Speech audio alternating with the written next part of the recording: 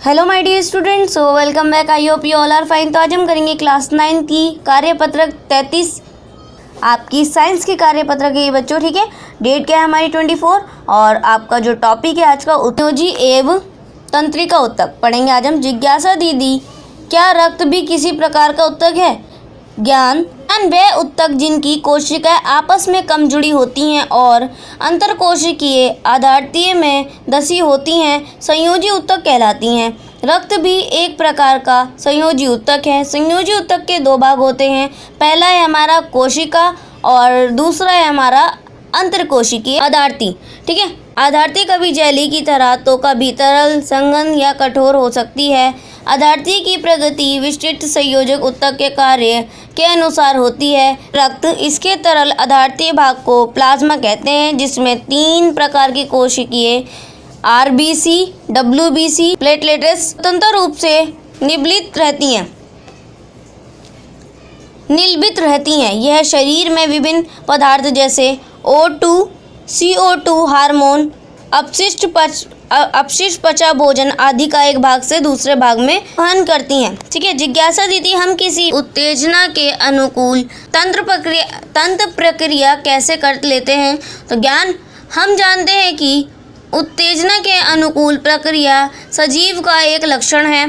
सभी कोशिकीय उत्तेजना के अनुकूल प्रक्रिया करते हैं और शरीर में इन उत्तेजना को शीघ्र एक स्थान से दूसरे स्थान तक पहुंचाने का कार्य एक उत्तक द्वारा होता है, जिसे तंत्रिका उत्तक कहते हैं, ठीक है बच्चों। नीचे रहते हैं तंत्रिका। मस्तिष्क, मेरुरज्जु तथा तंत्रिका सभी तंत्रिका उत्तकों की बनी होती है।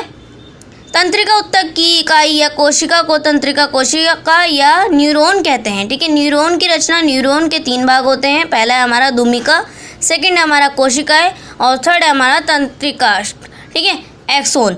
चलिए नीचे आते हैं। न्यूरॉन कोशिकाएं में केंद्र तथा कोशिका द्रव्य होते हैं। प्रत्येक न्यूरॉन में एक लंबा प्रबंधन होता है जिसको एक्शन कहते हैं। तब बहुत सारे छोटे शाखाओं वाले प्रबंधन होते हैं जिन्हें दुमिका कहते हैं। वह सारे तंत्रिका रेशे संयोजी उत्तक के द्वारा एक साथ मिलकर एक तंत्र का निर्माण करते हैं।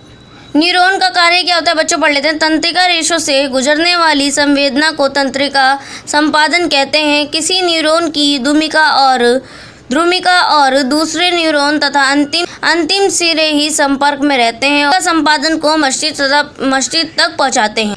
ये हमारे इच्छा अनुसार अपनी पेशियों को गति में सहायक करते हैं, ठीक है बच्चों। जैसे कि आपको यहाँ पर दिया हुआ है, तंत्रिका कोशिका का चित्र बेहद ही ईजी और इम्पॉर्टेंट है, ठीक है। चलिए अब आ जाते हैं, नीचे कुछ क्वेश्चन दिए हैं 4 बेहद ही ईजी। फर्स्ट है आपका संयोजी उत्तक क्या होता है, उदाहरण सहित बस समझाइए। सेकंड क्वेश्चन आपका तंत्रिका उत्तक का मुख्य कार्य लिखिए। थर्ड आपका न्यूरॉन का नामांकित त्रिचित्र बनाइए।